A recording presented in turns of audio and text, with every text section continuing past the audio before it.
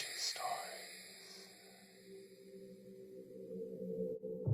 Hello everyone and welcome back to Sketchy Stories. It's Friday the 13th, so I figured we'd start off with something different this time. A couple odd but true facts about Friday the 13th. The death of rapper Tupac Shakur. Gunned down on the 7th of September in an attempt at a taking of his life. 6 days later, Tupac was pronounced deceased in his hospital bed September 13th, 1996. Friday the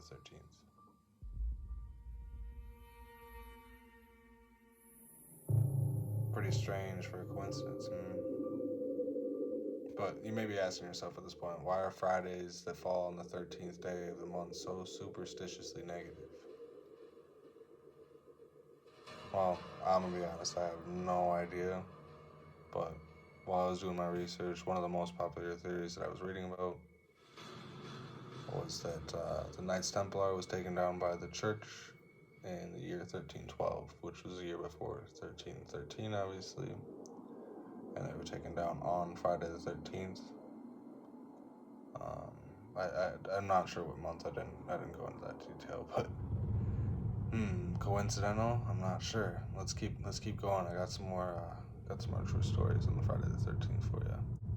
On Friday, November 13th, 1829, 10,000 people gathered to watch Sam Patch jump into New York's Genzi River from atop the Genzi Falls. Only weeks earlier, he leaped off of Niagara Falls and into the Niagara River. From the top of that fall, he plummeted and survived. He wasn't so lucky the second time. So these 10,000 people gathered on Friday the 13th to witness this man basically off himself. Kind of fucked up. On Friday, October 13th, 1972, a small plane crashed in the Andes. Tragically, 12 people died instantly. And horrifyingly, the surviving passengers of the airplane crash had to resort to cannibalism to survive due to no food and no way off the mountain. But the story gets stranger yet. On the same day of that plane crash, before they had to resort to cannibalism, a separate plane crashed. But instead of in the Andes, it was in Russia. 174 people were killed when this Russian airliner crashed near Moscow. 1972. On Friday, August 13th, 2010, a 13-year-old boy in Suffolk, England, was struck by lightning. The lightning reportedly hit him at 1:13 p.m. or 13:13 in military time. The boy survived and was unharmed. Once again, the 3:13s. The two in the time frame of the day and the one in the date of the day of the month.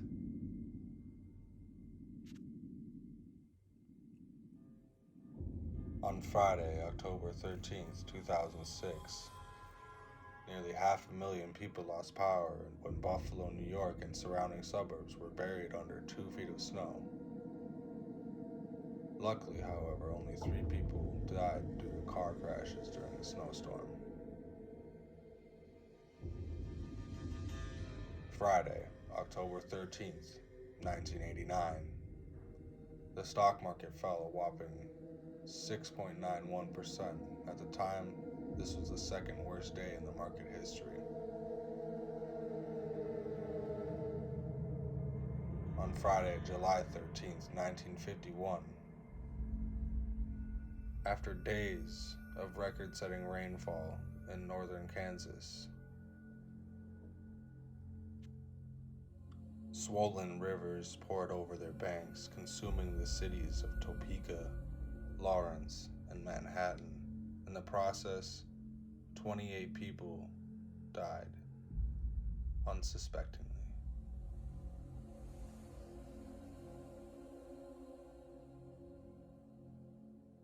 On Friday, January 13th, 2012, the cruise ship of Costa Concordia partially sank off the Italian coast after running aground. The partial sunken ship may not have sounded too scary, but 32 passengers lost their lives that day due to minor negligence.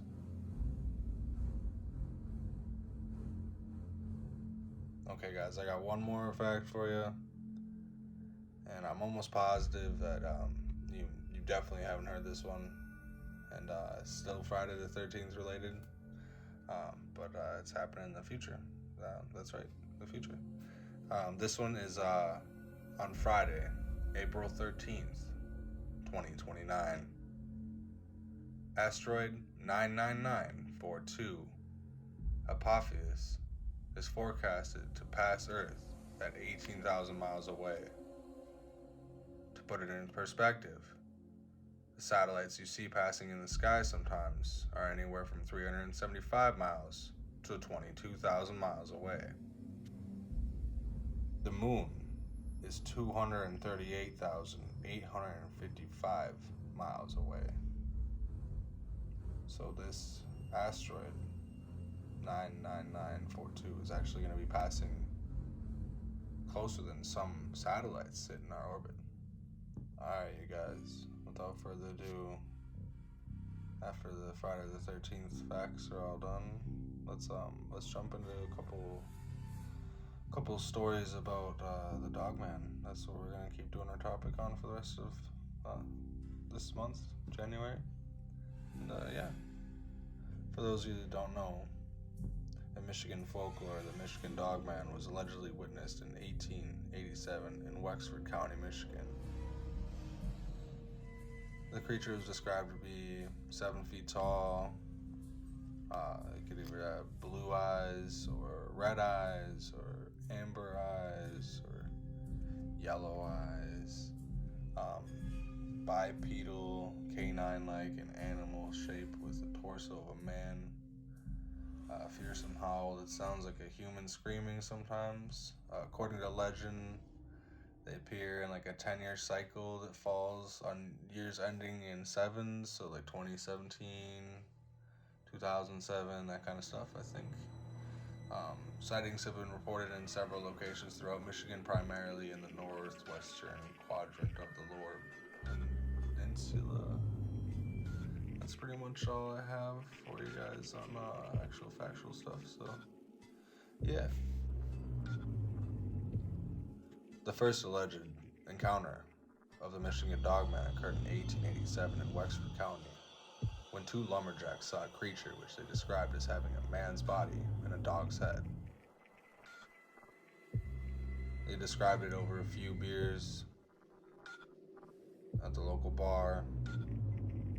The sheriff was sitting there at the bar with them. Small town. Everybody just assumed they were drunks. There was no further reports by these men.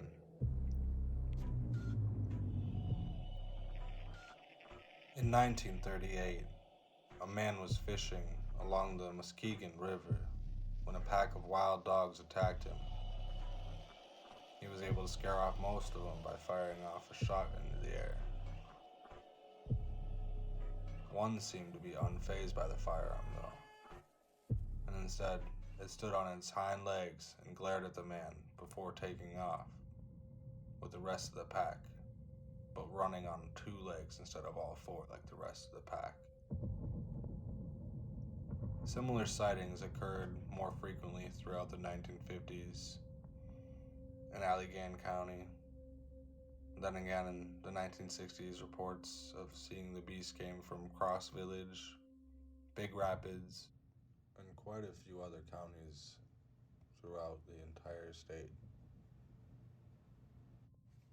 leading all the way up to present day.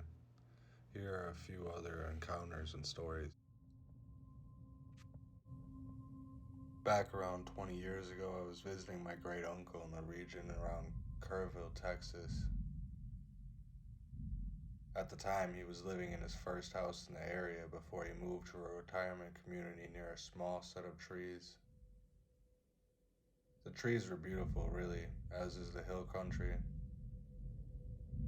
I was staying with him and my aunt for about a week when we went to go out for an evening walk with his dachshund, as we tend to do in the evenings in general. The walk was uneventful as the sun set. Just a normal evening, complete with the calls of doves and other wildlife, and the dog just having a wonderful time. Then, suddenly, all the wildlife went deafeningly silent, and both of us froze, as did the dog. I remember having a distinct sense of unease and fear that I could not quite explain, and the dog looking directly in a specific area near a streetlight. My eyes turning to where the dog was looking, there was a creature loping there through the brush. A dog-like thing about the size of a large Labrador Dachshund hybrid.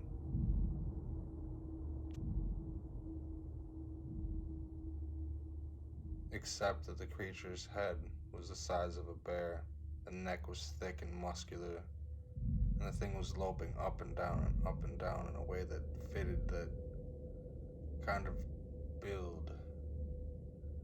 They're standing on two legs and bobbing between brushes and around trees.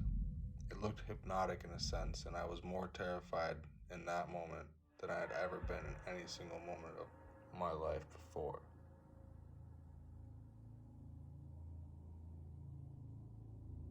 It gave me visceral understanding of Lovecraft's idea that things that just look fundamentally wrong are terrifying, precisely because of the proportions that do not fit. That thing was powerfully built. The upper limbs in particular were very stout, and the dog remained frozen for another few minutes before we moved back to the house.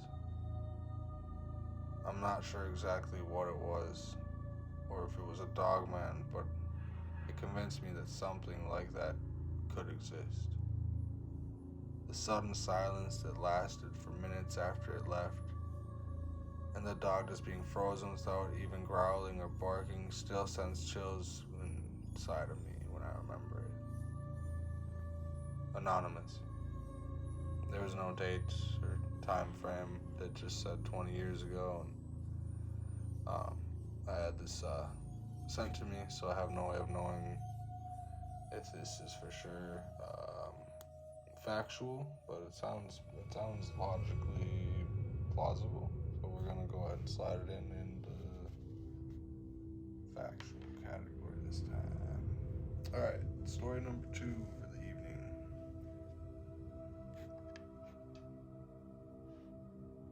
I've just experienced my first and hopefully last dog-man encounter. This just happened, and it's quite hard to talk about. You see, I'm a 14-year-old boy who lives in Germany with my parents. They're at work now, and I was supposed to take out the trash. I heard something knocking at the door that sounded like knives hitting the wooden door. When I looked through the peephole, I saw a giant eye that looked like a dog's eye but bigger. It was glowing. You might think that it was just a bear or a dog, but I know what I saw. It stepped back from the door. I tried to scream, but I was frozen. I haven't ever felt that kind of terror.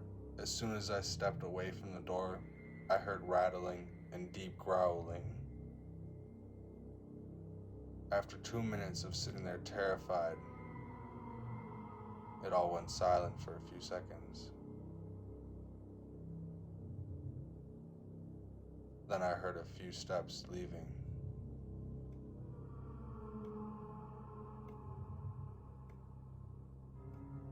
I feared that it might come back.